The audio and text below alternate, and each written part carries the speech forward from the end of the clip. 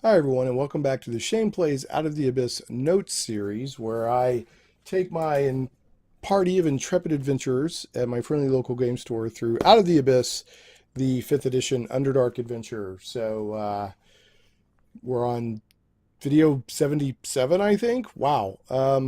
Anyway, we're getting very close to the final acts.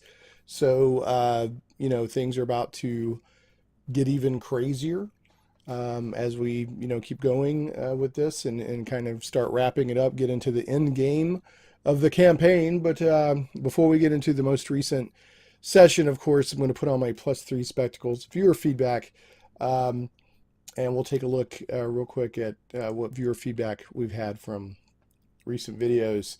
Let's take a look here.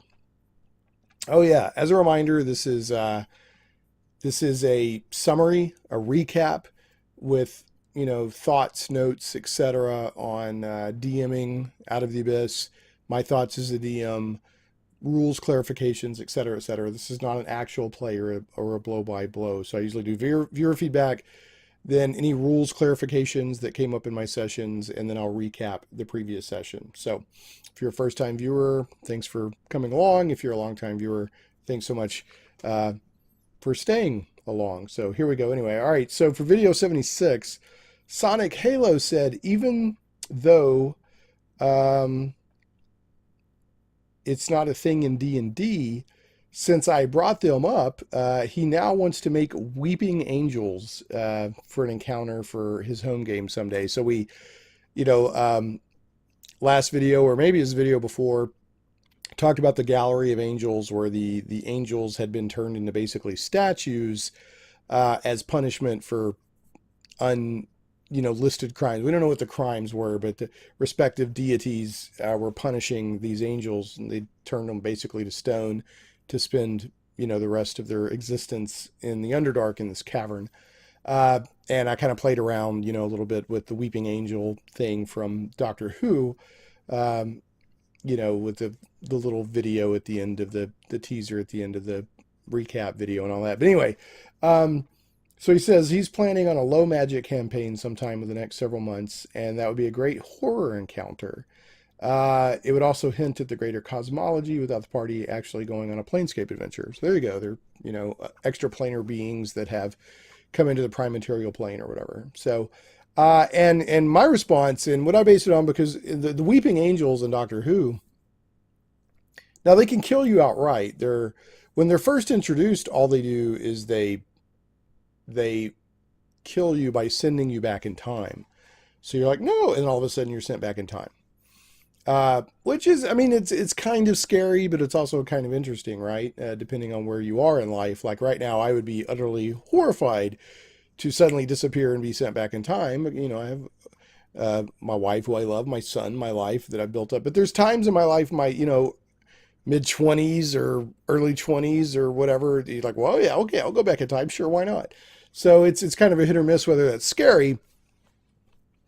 However, some episodes of Doctor Who actually have the weeping angels just snapping your neck or whatever. So I guess they can do either, and they can be used for scary effect. But what I said is I think a weeping angel that sends a character to a really nasty plane instead of back in time would be a great idea. So if it got you, suddenly you're on a different plane, and there's some pretty creepy, weird planes of existence out there in the D&D multiverse. So I think that would be interesting. And then in Sonic Halo, like, oh, I like that. Maybe a non-dead version of the Astral Dreadnought demiplane, not inside them but elsewhere. So anyway, you could have a lot of fun with that. And if you're not familiar with the Weeping Angels, basically they're statues that if you're not looking at them, they can move. And they were first introduced in a very good episode of Doctor Who called Don't Blink. And you look away or you blink for a second, and all of a sudden it's closer and closer and closer.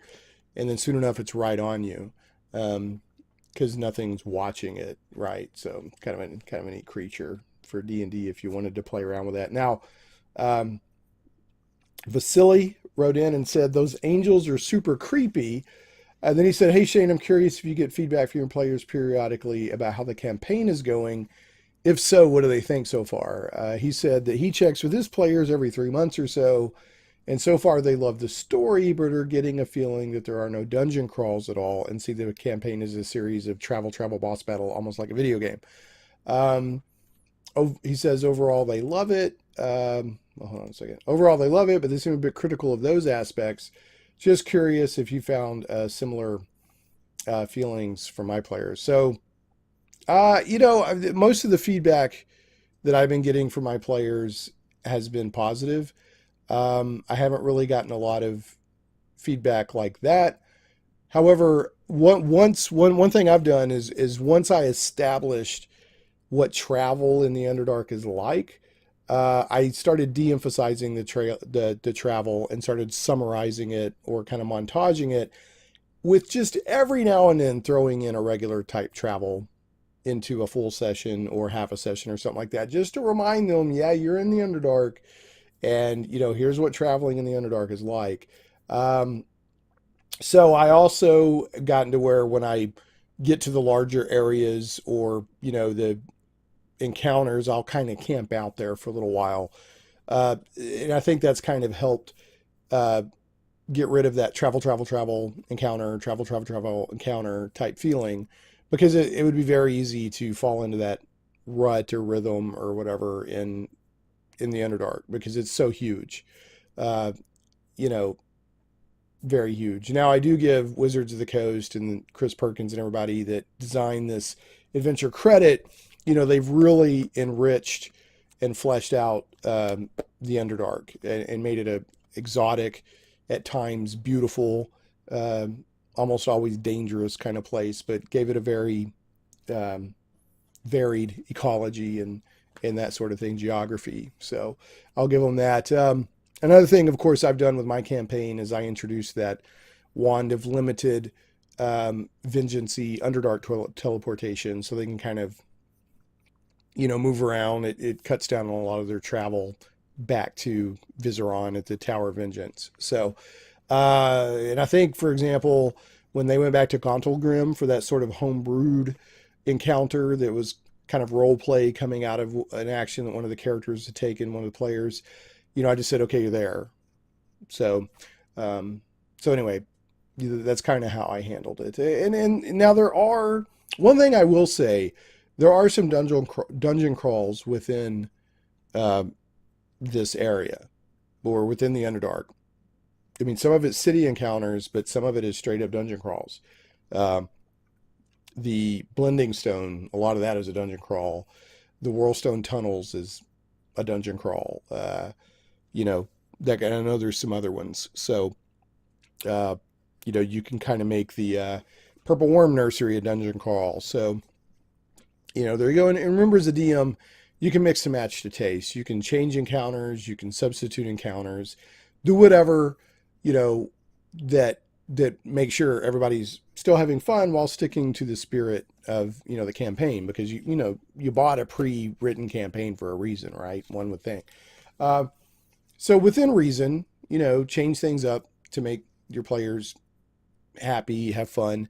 One thing I always warn DMs and GMs of other systems and stuff: don't turn into a vending machine that is there only to serve every whim of the player and make them happy on every little level, right? There should be some challenge, or you should frustrate their preferences to a certain point to create tension.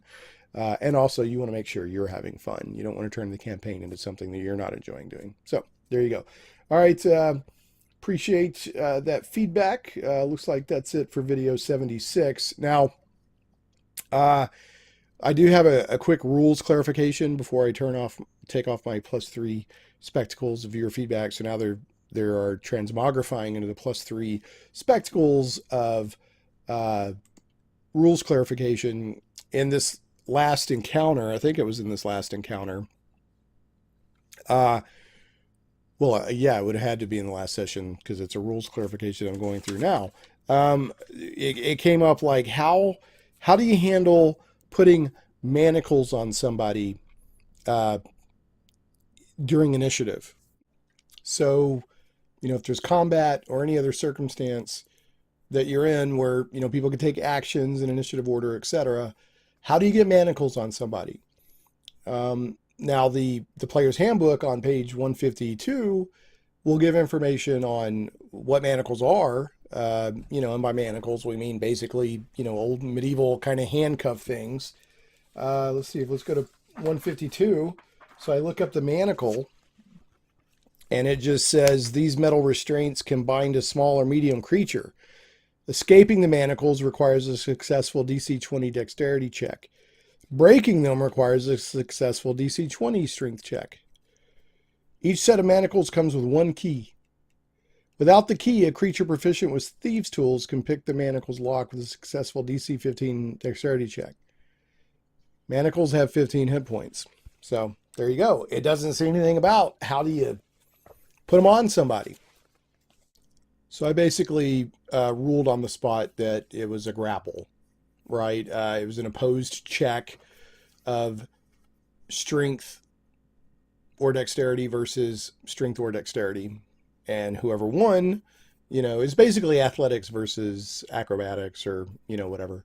Well, I don't know if I used acrobatics, but anyway, I know it was, strength versus dex. And I think athletics would apply. I'd have to think if athletics does or not, I think athletics would apply. I'm not sure if acrobatics would or not. However, anyway, I decided it would just be an opposed roll. And if the person who wanted to put the manacles on won, then, they could get them on, ka-chunk. And if the person who didn't want them on won the opposed check, then for that round, they were not manacled. You could also, there's other ways to do it. Now, if somebody said, I'm going to sneak up on this person, and then put them on, then, if it was in the middle of combat, I'd probably do an advantage. I'd give them advantage if they successfully snuck up. If it was out of combat, and they successfully, I'd set an appropriate DC check for sneaking up, and I would say you just got the manacles on them. They, it's like picking somebody's pocket. They weren't paying attention, chunk, they're on. Assuming that their hands were close enough together. So I just made an opposed check. Now, looking in the rules, player's handbook, whatever, I didn't see anything that would cover this. Now, maybe Xanathar's Guide to Everything, I didn't look in there, and there's, a lot of optional extra rules in there, but I didn't see anything that covered, in combat, basically handcuffing somebody against their will. So that's the way I went with it.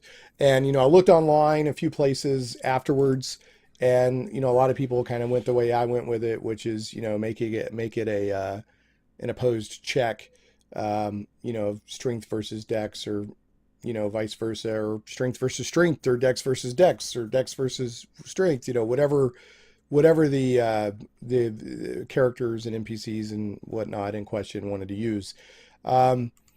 Now, one person pointed out, why don't you use the improvising in action that's in Player's Handbook on page 193? So let's look at that. And it didn't even occur to me, during the session to go this way with it.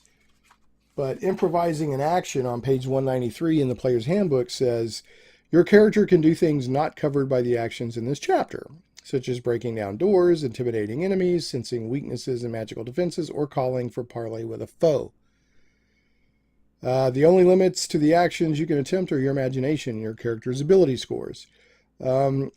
It says, see the descriptions of the ability scores in Chapter 7 for inspiration as you improvise. It says, when you describe an action not detailed elsewhere in the rules, the DM tells you whether that action is possible and what kind of roll you need to make, if any, to determine success or failure. So,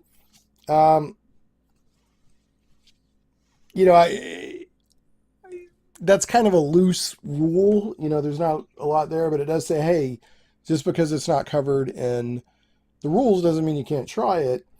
And it says, look at your ability scores and descriptions to determine what you can do. So, this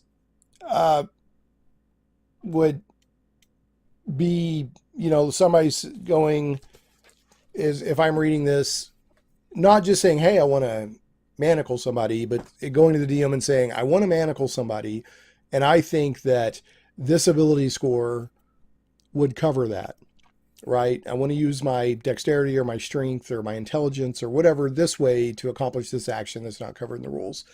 And then the DM would kind of think it through and then, say, okay, well, this is your difficulty number, or just come up with something else like I did. Say, well, let's just make it an opposed grapple check. So, uh, there you go. And, that stuff as a DM, being a DM, is going to come up pretty often where, I mean, it's just not covered in the rules, but, common sense wise, you should be able to do it. Um, so you just do your best. Now that doesn't mean that, one of my favorite things to say is that D&D is not a physics and reality simulator. It's a game with a game engine. So don't be afraid to play around a little bit and improvise. At the same time, try to walk that fine line of players, demanding or whatever that the game be realistic, because D&D has never pretended to be a super realistic game when it comes to damage or this or that. I mean, there's maximum falling damage no matter how far you fall, which doesn't, necessarily reflect the reality of falling that far. There's so many, the combat rules are tactical but not super realistic. So the point I'm making is, don't be afraid to improvise if something makes sense, but don't be backed into the corner where everything that happens in the game has to be hyper realistic, because that's just not the kind of game system that D&D is. You want to find GURPS is the closest thing I can think of, that's good, right off the top of my head, that's going to be more realistic. And even that has limitations, but it's more realistic than most role-playing game systems. So anyway, there you go. So I'm going to take off the +3 spectacles of viewer feedback and or rules clarification, and let's get into what happened last time on the session. So we had ended last video when they were at the maze engine. They had been confronted by Slaughtertusk, the big nasty demon that was guarding the maze engine on behalf of Baphomet. And Slaughtertusk was quite interested in the Modron that the party had with them, and was kind of conversationally, being polite with them, but also saying, yeah, I'm going to kill you, but I'm going to see what information I can get out of you, and, but I'm going to kill you. Up to the point where one of the players messed with the maze engine, which is this, big, I think it's a 20-foot sphere that's kind of a representation of the cosmos. And it's wedged in between two, or like a chasm with lava below. I think it's 40 feet down, and then 40 feet below it is lava, which is super dangerous. So let me see if I can, do I have my Mordenkainen's? I don't. If I had my Mordenkainen's Tome of Foes handy, then I would show you the that kind of clockwork. I think I showed it last video, that kind of clockwork kind of model of the multiverse, the different planes of existence. But this takes it a step further. It's like a big clockwork sphere that you can't see all the way through. It's got like these foot wide metal bands running all around it, and inside of that, I say you can see clockwork and all these mechanisms and things like that. So again, where we last video was that Slaughtertusk had dropped his friendly demeanor and had attacked, and that's pretty much where we went from there. Now I think I mentioned last video, but I'll say it again just in case I didn't. One of the things I changed about Slaughtertusk, he has a 50% chance to summon Vrox, which is another type of demon.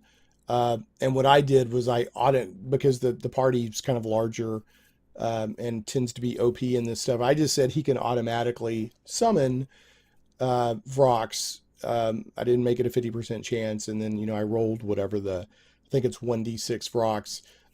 And I rolled 6, and I was like, okay, that's too much. So I have that down to 3. So I just said he could automatically summon them, but then I halved how many came in. So, and Slaughtertusk can be pretty nasty on his own. Now he shouldn't be, for a normal sized party, at this uh, part of the adventure, he shouldn't be too much of a challenge.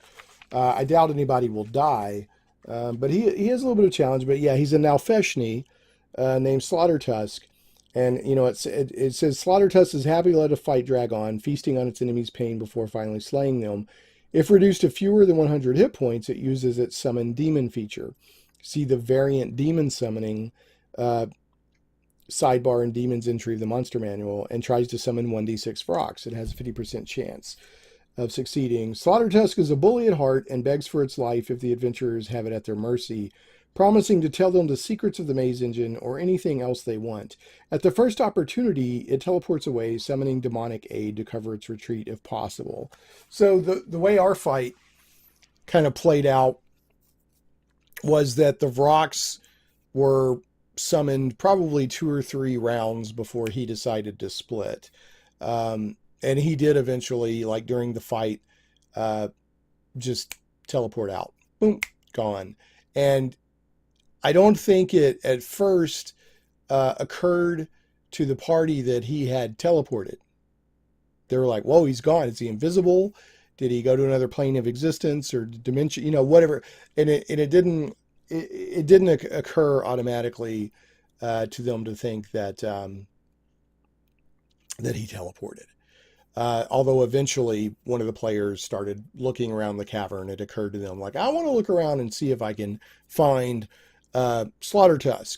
So what I was going to have happen after Slaughtertusk teleported out, the players were turning their attention on the Vrox, which the Vrox are tough in their own right, but I mean they're not like massively difficult for a party to overcome. But they're going to last a few rounds probably. They're tough enough to hang in there a little bit, and they have they can do some damage, and they have a spore attack they can do. I think that kind of poisons, gives a kind of a poison effect to people if they fail the saving throw against these spores kind of emanating out from them. So anyway, what I was going to have happen was if they put all their attention on the Vrox, then after a couple of rounds, I was going to have Slaughtertusk get a surprise attack on whoever was furthest from the main group fighting. Like he just snuck up and went bam because of all their attentions on the Vrox, like you got a spellcaster or somebody back there doing something. But they, before I could have that happen, they did, they started looking around for him. So, again, just look at the stats for Slaughtertusk. He's got the teleportation, and he can do a little bit of damage if he gets up close. He can fly. He's telepathic, and he's also remember that he's like Baphomet's, servant. So, and I had told the players through Slaughtertusk that he's like, oh, I've told Baphomet that you're here. So game wise, I had Baphomet coming. He's like, oh, Baphomet's on his way. Once again, they're really, there's adventurers here and a Modron. So Baphomet's interested in that. He's going to come back from the front lines of the Demon Wars or whatever to get in the middle of that, to come personally check in on what's going on here. Now, unless the players just really lingered in this maze engine area, I wasn't going to have Baphomet show up while they were there. But in the back of my mind, I knew, okay, if they just stick around and stay in there an extremely long time, or take a long rest or a short rest or something like that, Baphomet might show up. However, something interesting happened with Baphomet before everything was said and done that, I'll touch on here in a minute, that surprised even me. I wasn't planning for it, but it's how things went by the dice rolls, which happens a lot in, D&D or any role-playing game really. So, all right. So we talked last time about falling. We clarified the falling rules and how quickly you fall, because we had to take a break in between sessions for this fight, and like literally a player had lost concentration on a flight spell and was about to plummet towards the lava. So we had calculated, again, I went over all this last video, how far you fall in one round, falling rules, et cetera, et cetera. And I also shared some extended falling rule or optional or additional falling rules from Xanathar's Guide to Everything. But anyway, the point was on their round, when it came to them, again, once we resumed the next session, then they would fall far enough to hit the lava. And that lava underneath the maze engine does quite a bit of damage. It does, let's see, it does a lot. Any creature that enters the magma or starts its turn there takes 42 average damage or 12d6 fire damage. So it's 42 is the average of 12d6. Every foot moved in the magma costs 5 feet of movement, so it's even worse than difficult terrain. So entering the magma, boom, you immediately take that damage. And then anytime you start your turn there, you take that damage. Now the average PC is not going to last very long. A couple of turns at most, or three, 2 or 3. The average PC, I'd say, would last about 2 turns in this magma if they were at full hit points. And then, that after that, it's just going to get worse and worse and worse because they're going to be taking damage if they're at 0 hit points, and so automatically failing. Yeah, I think you do take a death save, or automatically take a death save failure if you take damage while you're at 0. So anyway, the magma is nasty, and this player was, going to just plummet into the magma. So, one of the other players who came in the initiative order first, cast Featherfall on them, which was at least going to, help them slow down. Now, we had a really interesting thing happen. So you've got, and I love this kind of thing as a DM. I was so excited at this possibility. So you've got the maze engine, which is this big clockwork ball thing, and it's wedged into this chasm. So we had this great situation where we had a lot of wild magic effects. Now, we've been in the Underdark for this campaign for a long time, and if you're casting spells in the Fair's Rest, that energy, then you've got a chance of a wild magic effect because of the Fair's Rest. And it specifically says that everywhere in the Labyrinth, with the maze engine as part of the Labyrinth area of the Underdark, everywhere in the Labyrinth is suffused with Fair's Rest. So there's no getting away from the Fair's Rest while you're in the Labyrinth. So every time you cast a spell in the Labyrinth, you have a chance for wild magic. And we have just never, roll that one and get those wild magic effects. But lo and behold, last session, we had like 5 of them. It was just, crazy. And some of them were pretty good. We had, for example, this one. So the warlock is the one who is plummeting, had Featherfall cast on them, so they're slowing down a little bit. On their turn, they decided to cast Misty Step. And I ruled, they were like, hey, can I, see the top of the sphere so that I can Misty Step up to the top of the sphere? And I said, sure. Well, they had when they cast Misty Step, they had a wild magic effect, which ended up being grease. So what happens is, in the Fair's Rest, if you roll a 1, you get a wild magic effect, and you roll on the wild magic table in the player's handbook for sorcerers, is the way it works. And we just straight up rolled grease. So I'm thinking, okay, so what do I do here? When would that wild magic effect happen? So I gave it a 50% chance to happen, because they're plummeting on the side of the sphere, and they're casting Misty Step to drop on top of the sphere and have a chance to, kind of grab on up there instead of plummeting into the lava. And I'm like, okay, so they're going to have a 50% chance. That grease spell effect is 50% chance happens when they first cast Misty Step on the side of the sphere, and a 50% chance when they step through, grease comes with them and coats the top of the sphere. which is going to make it extremely difficult to grab on, which means dun, dun, dun, back they go into the lava. So I'm like, yes, as a DM, I'm like, yes. And I'm really, I gotta admit it, just for the sheer crazy drama of it, random, crazy, knuckle biting drama. I'm wanting the grease to hit the top of the sphere. Let's be honest. And not because I want the player to die, but I'm like, yes, that's great. What an amazing, turn of developments or turn of events.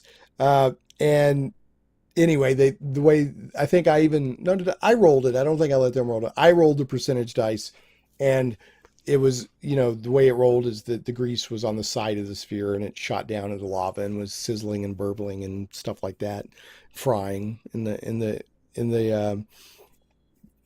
um, in the lava. So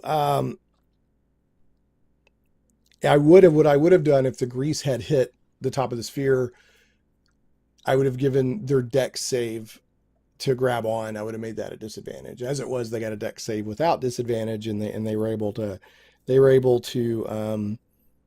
hold on. So they rolled enough to make it. With disadvantage may have not. I don't know. But anyway, that was one of those great moments that that I really enjoyed. Now there are some rules in here for grabbing onto the sphere of the maze engine. Um, there's some rules in here on page 187 for sort of shifting. The sphere will start shifting at a certain point, and if you've got to climb on, um, if you want to climb back onto the engine because you've been unsettled by the sphere shifting around once it starts activating, it's a DC 10 strength athletics check. Um, if you want to catch somebody who's falling off of the sphere, that takes a DC 10 dexterity saving throw. If you're hanging onto the sphere and you're wanting to grab somebody else. Um, and then if you want to climb back on like that, it's a DC 13 strength athletics check, et cetera, et cetera. So there's the shake, rattle, and roll section of page 187 has all these difficulty checks and situations where you may have to make one of these rolls to either stay on the sphere or climb back on the sphere or grab somebody who's falling off the sphere. Because once you activate the sphere, within a certain amount of rounds, it starts like vibrating and shifting and all this crazy stuff is going on. Not to mention, once it's activated, there's all kinds of random reality bending effects that we had a couple of really interesting ones with our group. So activating the engine, I think we covered this last video, but a successful DC 15 intelligence arcana check is needed to activate the device by puzzling out its array of gears and levers. It then takes 12 rounds for the engine to quote unquote align itself and activate its magical effect. If an initiative order hasn't already been established by the time the engine activates, have everyone in the party roll initiative. So it does say if the Tri-Drone from March to Nowhere, which is a section of the Labyrinth, or an encounter that you can have in the Labyrinth, accompanies the characters, it knows how to activate the maze engine, the orderer, as it would call it. I ruled that the duo drone that was with them that they got in the Beholder's lair, Karazakar, yeah, I think it's Karazakar's lair, did not know how to activate it because he's a rank down from the Tri-Drone. The engine, it weighs 2 tons and it's normally set on a solid stone surface, but being wedged partway down a crevasse makes its operation even more problematic. When the engine is activated, the vibration of its clacking gears sends showers of loose stones down the crevasse walls. Okay, and then once the engine has been activated, it acts on initiative count 15. So what this is saying is even if you're not in combat, if you turn on the maze engine, if you activate it, then go, start initiative, everybody roll initiative, and after 10 rounds, I think it's 10 rounds, is that what it says? 12 rounds for the engine to align itself and activate its magical effect. So at 12 rounds, after 12 rounds, it starts acting on initiative order 15, in which case you roll these random crazy effects. that it can do. Some of them beneficial, some of them baffling, some of them very harmful. So, uh, and again, we had a couple of really interesting ones. So you want to, kind of think about, do you want to wait 12 rounds? I mean, that's a long time, especially if combat's going on. So I think I waited like 6 rounds or something like that. You've got liberty to do that. You don't have to wait 12 rounds if you don't want. And there may be times where it makes sense. But they ended up fighting the Vrox and defeating them, and they re-engaged with Slaughtertusk and defeated him. And after that, I was like, okay, I said we're going to stay in initiative, and then I think I said, okay, here's one round. Does anybody want to do anything? Okay, here's another round. Does anybody want to do anything? So instead of going through everybody, okay, what about you? What about you? What about you? Because most of them want to stand around to see what's going to happen. Now, a couple of players were like, well, I want to try this, or I want to do this, or I want to go look at this, or whatever. But I kind of hurried up the maze engine activating. Now, let me see if there's anything else that I want to mention before I get to the maze engine effects, which are really which were really kind of cool. Now, one thing I did not do, but when you want to be aware of, on the round, okay, this is also on page 1. Well, pretty much everything is on 186, 187, and 188 for the maze engine. On the round after the maze engine activates, 2 magma mephits fly out of the magma on initiative count 10. 2 more magma mephits emerge from the magma each round thereafter on the same initiative count until a dozen have appeared. The mephits attack anyone on or near the maze engine. I didn't do that because they'd already fought Slaughtertusk. They'd already fought his Vrox. We were on our second session of being at the maze engine, and I wanted to complete this encounter on that second session if I could. And really, just throwing the magma mephits at them doesn't add a lot. It makes it just a little bit more annoying. Maybe like there's people on the engine and here come the mephits, so it's a little bit more dangerous. But it just didn't feel like something I wanted to mess with. But be aware that's a dynamic of this encounter if you want to use it. So if you have plenty of time or whatever, sure, why not? I already mentioned we had a lot of wild magic effects. I didn't do the magma mephits. Let's see.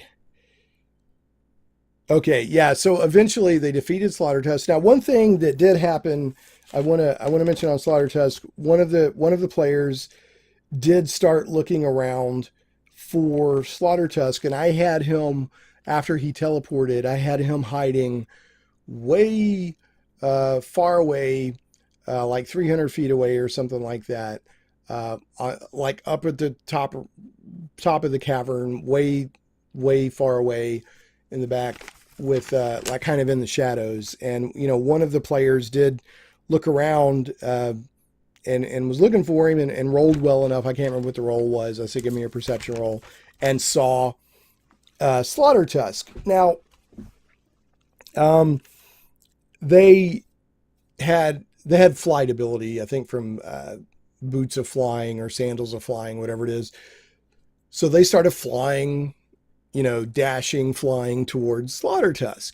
Well, I had purposefully put Slaughtertusk far enough away that there's no way they can get to him in one round. So as soon as Slaughtertusk sees the characters coming, he just teleports somewhere else, and then they have to use perception to find him again and all of that. Because Slaughtertusk is not looking to get defeated. He's going to use his abilities, to his advantage.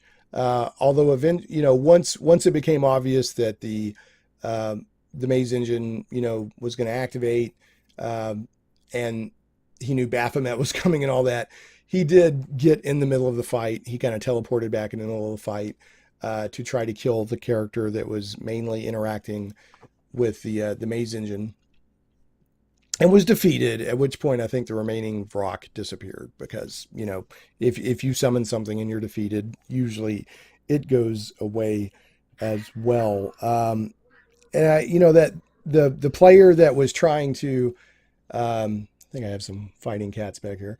The player that was trying to engage him flying around was like taunting him and calling him out and all this stuff. And, Slaughtertusk's not an idiot. He's like, yeah, whatever, I'm not, yeah, like I'm going to go rushing towards you when you already were putting a little bit of a whooping on me. Cause it was that player that, whooped up on him enough that he teleported out. We got a monk in our party that, he's bad. He's bad to the bone. There's no way around it. The player, has done a good job, knows how to play the monk, has been wise about abilities and magic items and this and that and the other. And this monk is formidable. No player is invulnerable, but this monk is definitely formidable. So anyway, eventually Slaughtertusk was defeated. The monks were defeated, or not the monks, the Vrox. The monk was not defeated. The Vrox were defeated, and at this point, it's okay.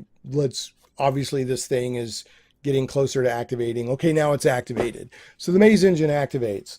And then what happens on every initiative count 15, I believe. On each of the engine's turns, roll a D100 and consult the maze engine effects table to determine what the engine does. It says the maze engine was damaged when the crevasse opened up underneath it and swallowed it up. The engine can't be repaired, and once activated, it does strange and unpredictable things on each of its turns until it is deactivated or destroyed. So it's eventually, at the end of each of its turns, starting on round 9, the maze engine slides down the crevasse, dropping 10 feet towards the magma each round. Any creature on the engine must make a successful DC 15 dexterity saving throw each time it drops down to avoid being thrown off. Resolve the effects as described above, talking about, falling into the magma or, whatever different DCs to climb on or off or whatever. And on its turn during round 13, the maze engine sinks into the magma and is then destroyed. So if you go by the book, it takes 12 rounds for it to activate. And then on its turn, round 13, it will sink into the magma and be destroyed. So, you're looking at 25 rounds, 13 of which could be it taking magical effects on its turns, these crazy reality warping effects. Now, what I did for dramatic, once the party finally said, okay, let's get the bleep out of here because crazy stuff keeps happening, I did have the engine drop into the, they heard it dropping and lava splashing up, and then there was a big, crazy explosion and eruption and stuff like that to make the point that it had fallen into the lava and most likely been destroyed. I didn't wait 13 rounds again, so I sort of cheated with the timing. But the point was made, the same dramatic effect and experience for the players happened. Now, it's shutting down the engine. That's on page 197. It does say the engine shuts down if any part of it comes into contact with an anti-magic field or if it is targeted by a successful Dispel Magic at DC 19. So it's actually not super, super difficult to shut this thing down. Otherwise, it can only be shut down by a Wish spell or Divine Intervention. So if you don't have anti-magic field or divine or dispel magic, it's very tough. But if you have one of those two, it's not that hard to deactivate it. So again, it acts on, I think, initiative count 15. Is that right? Let's see.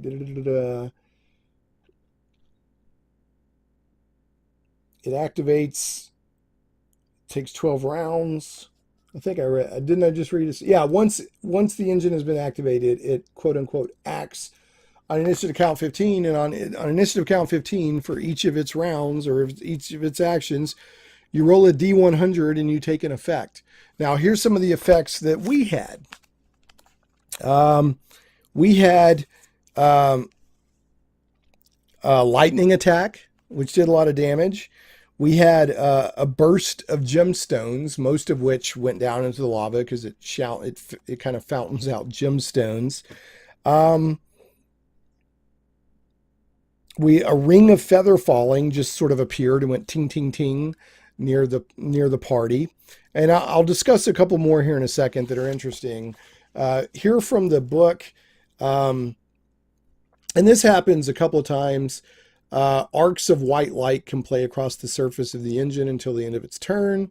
On a roll of 1, all magic items within 300 feet of the entire area or entire feet of the engine are destroyed, except for artifacts which are cast into the astral plane.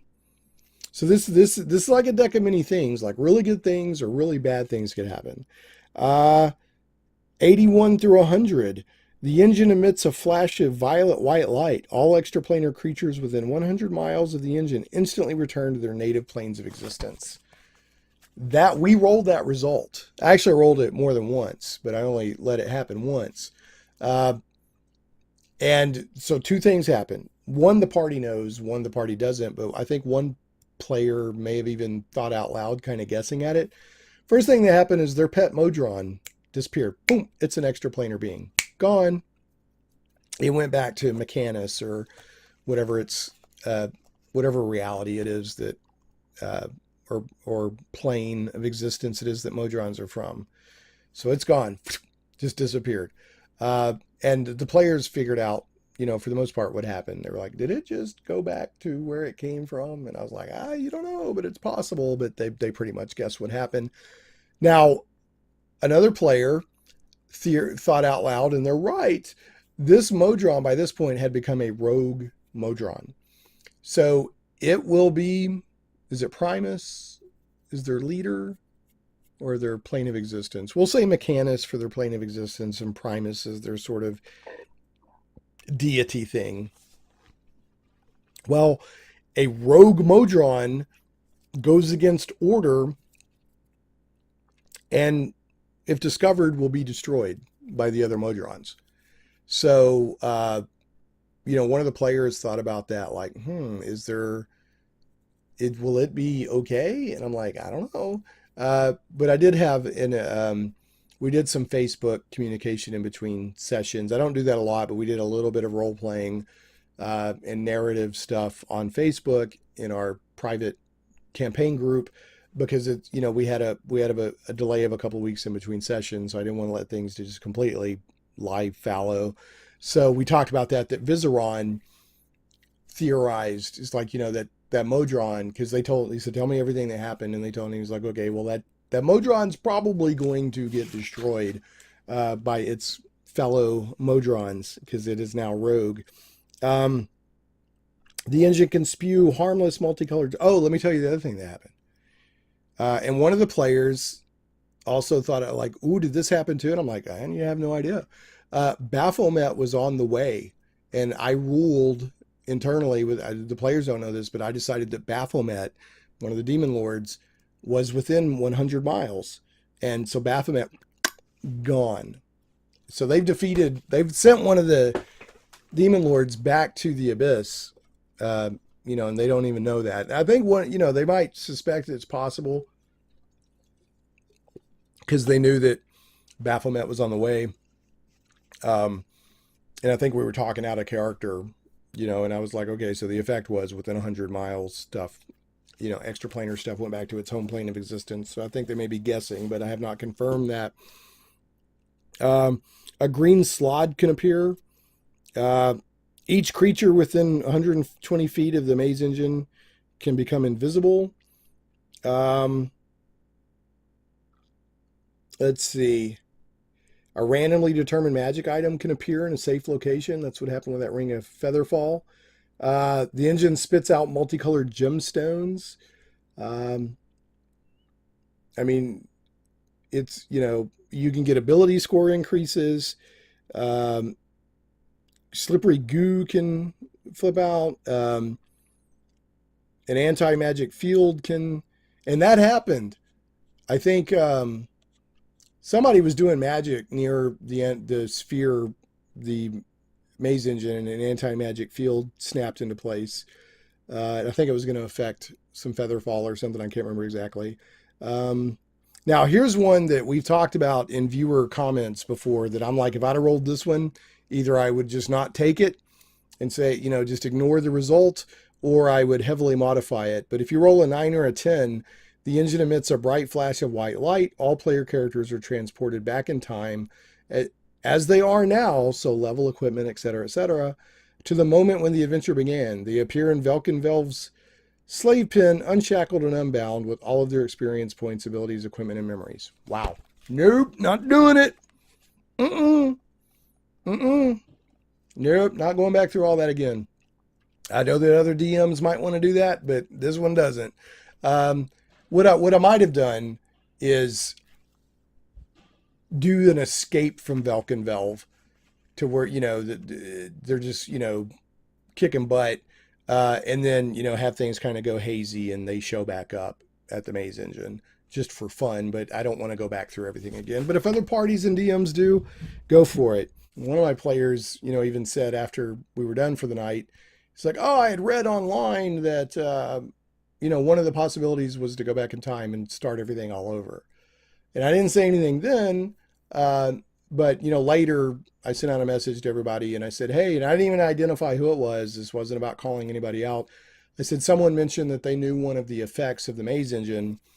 And I said, sometimes you can't help reading stuff online. I said, but, do not be seeking information out about the adventure. Uh, that's just as a friendly reminder. I'm not saying that's what happened this time, but just as a friendly reminder, don't do that. That's probably one of my, other than outright cheating at dice rolls or something, willfully, knowingly studying up on an adventure ahead of time that you're in is probably an automatic. Like if I know for a fact that you did that, like there's no there's no question. I know for a fact it's happened. It's probably out of the group. I just don't like that. So now if you stumble across something and happen to read it or whatever, you can't help that. I mean, stuff happens, but if you're going out of your way to look, as a player, I don't like that at all. So not only does it, even if you keep everything to yourself, it will affect how you react to stuff, which in turn will affect everybody else at the table and how they're perceiving the game and stuff like that. So I'm not down with that at all. I had a new player who's in the group now and has been, in the group for a couple of years now. But when they first started playing, they mentioned something that they were, we were playing Lost Mine and Phandelver, and they mentioned that they were reading ahead. I said, no, don't do that. And they said, but I don't want to miss anything. And I'm like, no, that's not how tabletop role-playing games works. It's not a video game where, you read all the cheat guides, and it's just not how it works. So anyway, so finally we did have another very interesting effect happen. And this effect was happening as they had, there was enough crazy like lightning attacks and this and that. There was enough negative stuff was happening, and I didn't go through every effect. Go look it up yourself. But they had finally decided we're getting out of here because some of the party wanted to leave, some of the party wanted to stay at the edge of the chasm and look down and go, "Ooh, pretty! Look at all this crazy stuff going on."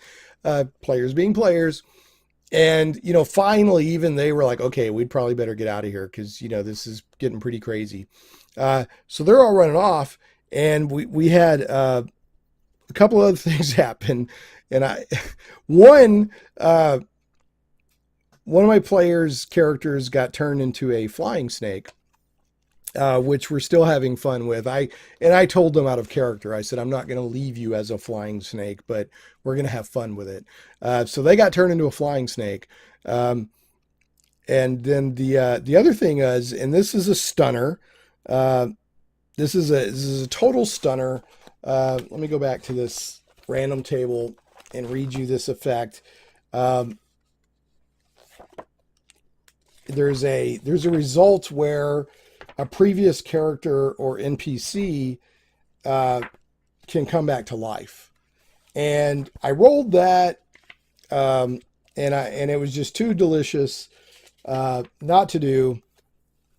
Some of the stuff I was just doing on the spur of the moment, which I think some of the best game moments happen like that. And it says, on a result of 16 to 19, the hollow interior of the engine flickers with crimson light until the end of its turn, whereupon one dead character or NPC of the DM's choice is restored to life as though subjected to a resurrection spell. The revived creature appears in a safe, unoccupied space within 120 feet of the engine. So as the players are running for the exit, all of a sudden, boom, this figure appears and is looking around in totally stunned surprise and was like, "Where's the dragon?" And yes, total stunner, dun, dun, dun, and like dun dun dun, soap opera moment.